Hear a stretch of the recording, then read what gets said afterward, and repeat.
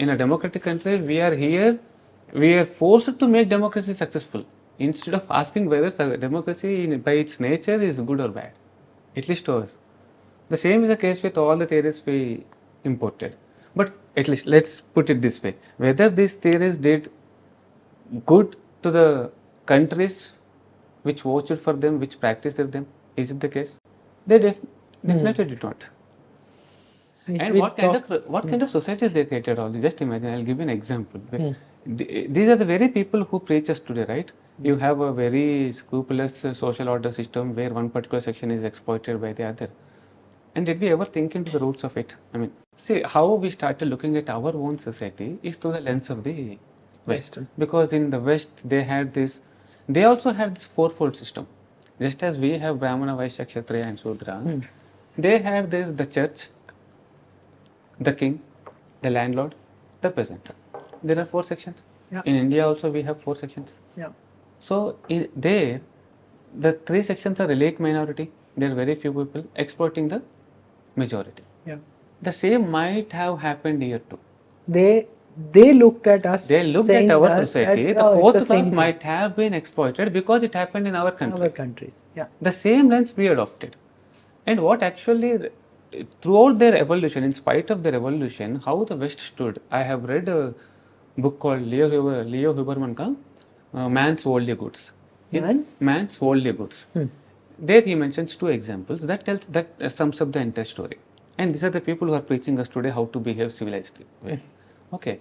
There was an ad in a paper called Charleston Courier. This is not in 6th century, 7th century BC or AD. This advertisement appeared in 1828 in a prominent London daily, Charleston Courier, wherein a landlord makes an advertisement. I have a family.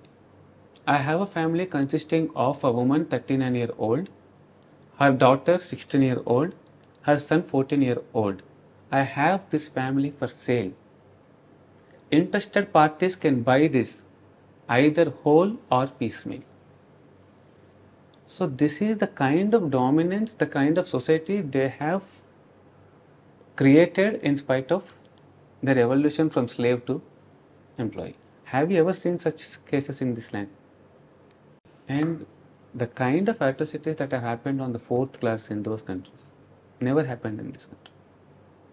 And we could always create a happy society, but for some exceptional cases, exceptions can never make. Very good. We will call it a day here. Thank you very much for talking to me and to the viewers and sharing the ideas of cultural economy. I feel a little bit validated. I was thinking, a little scared that all my new evolved ideas of free markets would be thrown in the dustbin. They are not. They sort of exist in parallel, I'm understanding, but in the context by the bracketing of Dharma and Moksha, if as Kapilji says it. As the guiding forces. As the guiding forces, the 2 banks. And in fact, it has always been our idea. We do not discard the previous idea in order to build a new one. We build on what actually is there. That is how it happened in this country.